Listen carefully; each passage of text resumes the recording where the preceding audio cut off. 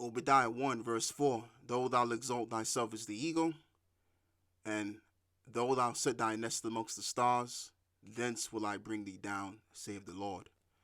All praises to the Most High and His Son, Yahawah Bahasham Yahawashi Towards.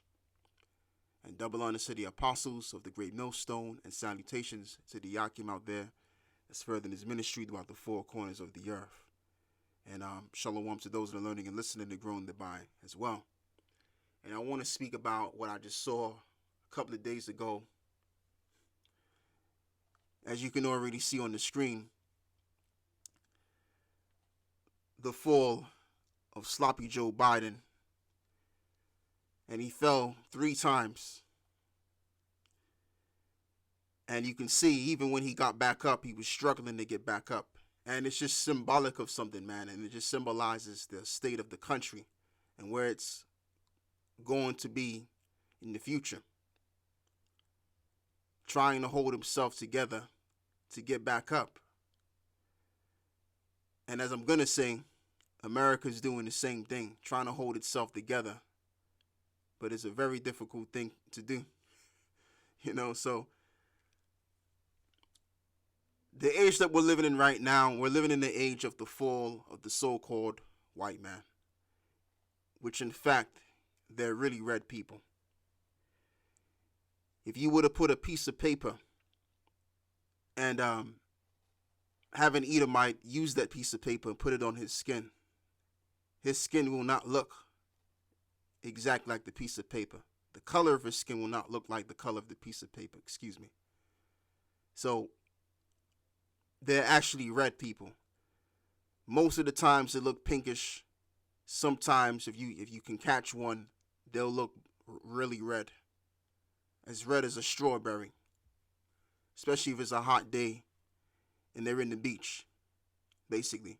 So they're actually the Edomites that the Bible speaks about, which the word Edom just simply means red. They're the red people. So anyway, the vision of Obadiah, as he envisioned, entails the future of what would occur round about that race.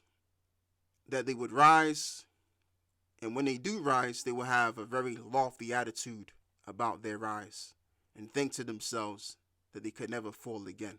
And this is why I just read Obadiah 1 verse 4, and I want to kind of start it off with that scripture because it really hits home to the point and it connects with what had happened to Sloppy Joe by falling on those steps to get on his airplane.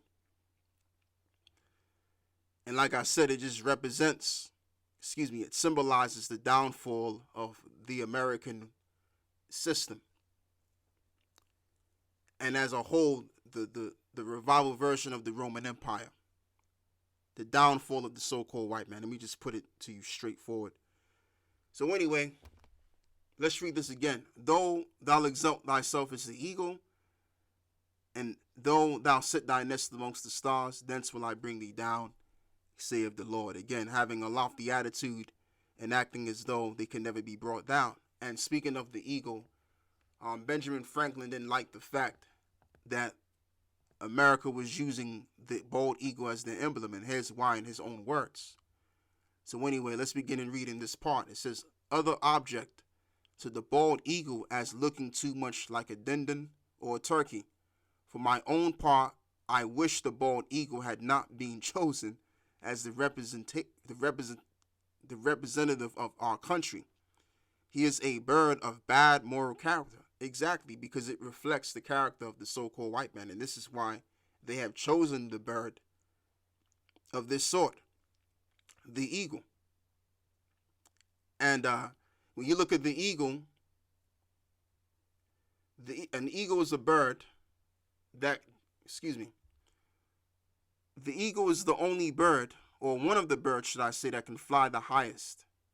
And that's one of the reasons why they've chosen the eagle. But when you look at the eagle is a reflection of the character of the so-called white man. And this is why they've stuck with the eagle. Even going all the way back to the ancient Roman Empire, they also used the bald eagle as their emblem, and it was called the aquila. And I have it right here. It says, An aquila was a prominent symbol used in ancient Rome, especially as the standard of the Roman legion. A legionary known as an aquilifer, the eagle bearer, carried this standard. Each legion carried one eagle. So they were using the eagle as their prominent symbol, as well as America is doing so. So this only proves the point that America is the revival version of the Roman Empire coming back, which is also a part of the 10 horns, which the 10 horns represent the 10 common markets, which is basically the countries within the EU. All right, the original 10, and then out of the 10 came others later on throughout the years. So anyway, let's read some more as to what he thinks of the eagle. So he says, for my own part, I wish that the bald eagle had not been chosen as the representative of our country.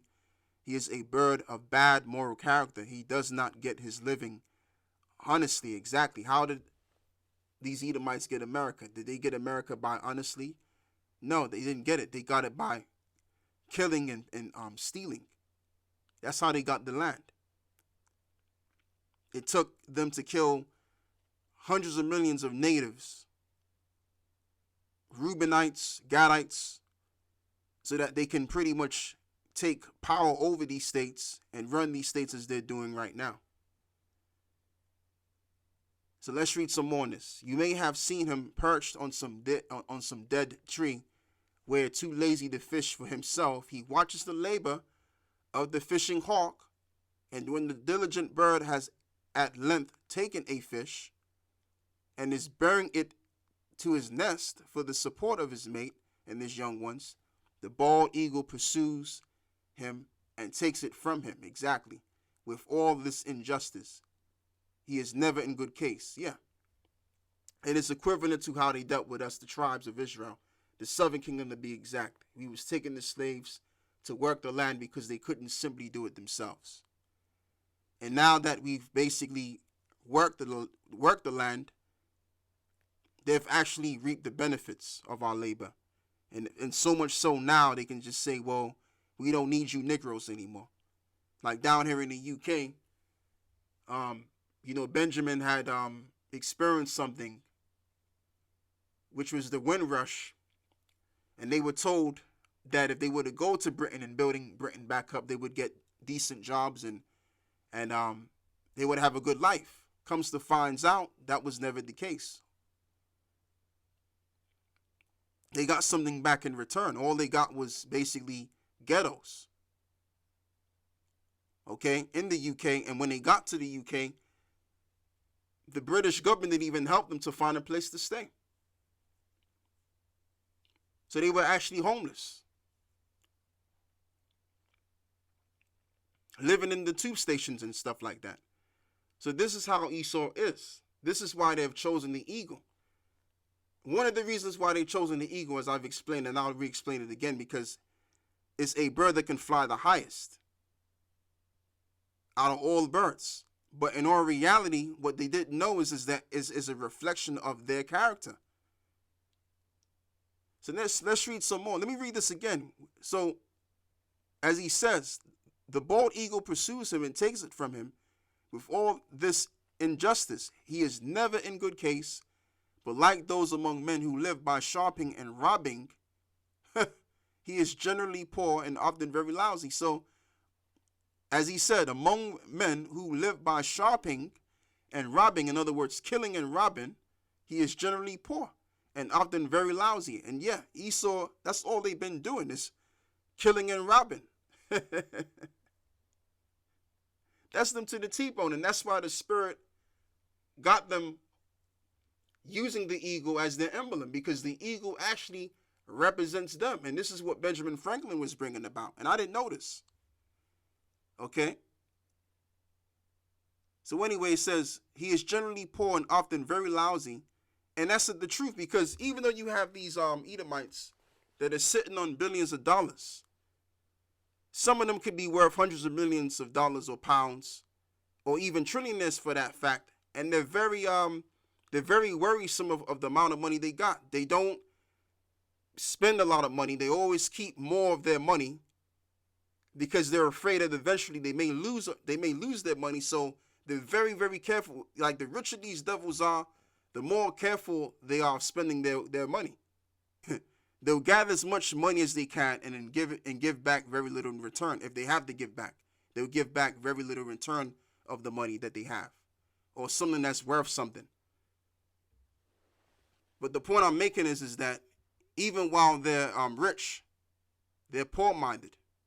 Like, you have this term called frugal, I believe it is.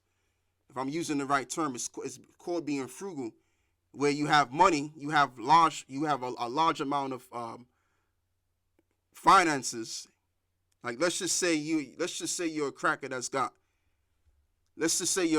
worth $1 billion, and you walking around with regular looking clothes on, messed up your shoes are all jacked up because you've been wearing them since the 1960s. You got those shoes since 1966, and you still rocking them shoes.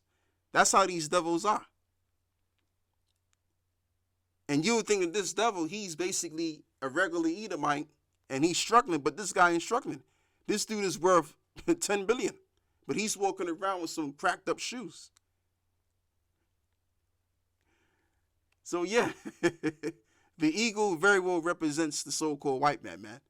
And it just goes to show you as to what I'm talking about, that they're actually poor. Even if they got money, they're still poor-minded.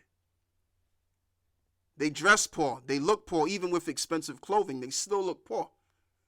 If you take a Jake from the hood, he's going to spend money because he knows that he kind of deserves that kind of lifestyle of living good. He deserves to look good. Excuse me. He's deserving of that lifestyle of living in luxury. But even though Esau has the wealth to live in luxury, they rather pretty much not spend money and just keep it all to themselves and give very little back in return. That's their mindset, and that's why most of them they look like they're poor. Okay, because mentally they are poor, just like the eagle, as he explains. So anyway, where was I? Right. So REUBEN. So he says, who live by shopping and robbing, he is generally poor and often very lousy. Besides, he is a rank coward.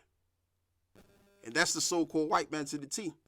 The red man. They're cowards, man. They're a bunch of cowards. And they know this. They know they're cowards. They know they're not honestly strong people. They're actually weak, because if you have to cheat your way to the top, that means you're weak. That means you have no courage. I mean, you could look strong. You could appear to be strong. You could appear to be the big boy. But guess what? In your heart, you're weak. Spiritually, you're weak.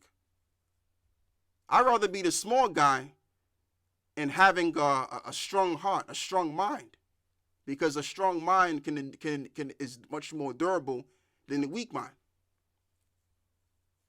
And that explains what the first book of Moses was talking about, the 25th verse. And I'm talking about Genesis 25, where it says that the one shall be stronger than the other. So if you look at so-called black people, so-called Latino, Native American people, we've shown to be a lot more stronger than they are, because they could have never experienced the kind of shit that we went through as a people for 5 centuries long, and still experiencing resistance, still experiencing nothing but negativity from these devils.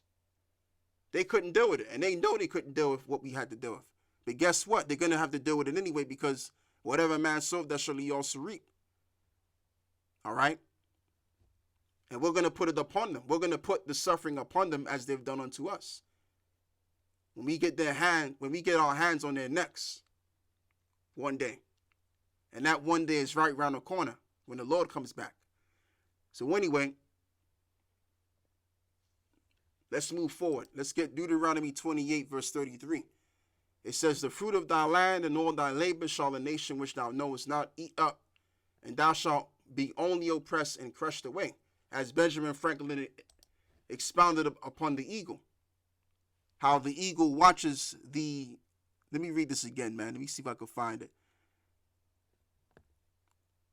The fishing hawk, and when that diligent bird has at length taken a fish and is bearing it to his nest for the support of his mates and his young ones, the bold eagle pursues him and takes it from him. So here it is, he labored, the fishing hawk labored to get this large fish for its own mates. Then the eagle comes around and takes it. So that's what they did to us as a people. We've labored hard for them. And what did we get back in return? Nothing. They ate up all of our labors, as it says. Let's read this. The fruit of thy land and all of thy labor shall the nation which thou knowest not eat up, and thou shalt be only oppressed and crushed away. And that's where Esau wants us to continue to be, under that particular curse. All of these curses he wants us to be. Esau don't want us to get the everlasting kingdom. We're constantly kicking their ass every step of the way. They don't want that. So, I mean, it was in their best interest to make sure that Jake was at the bottom, morally, psychologically. All right? Every which way they thought of keeping us down. It was in their best interest. The idea of us being kept down forever as they desire to see it won't happen, because the Heavenly Father has an agenda, and the agenda of the Lord is that we come up and they come down. Let's read Isaiah 14, verse 12. How art thou fallen from heaven, O Lucifer, son of the morning?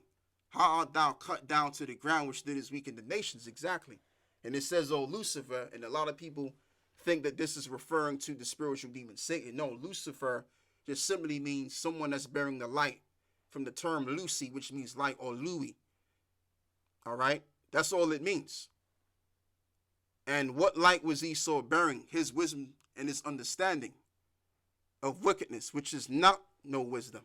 Let's get Ecclesiasticus 19:22. It says, the knowledge of wickedness is not wisdom, neither at any time the counsel of sin is prudence, because wisdom is supposed to correct you and make you become better, not destroy you. But the kind of knowledge that Esau has is the knowledge of destruction.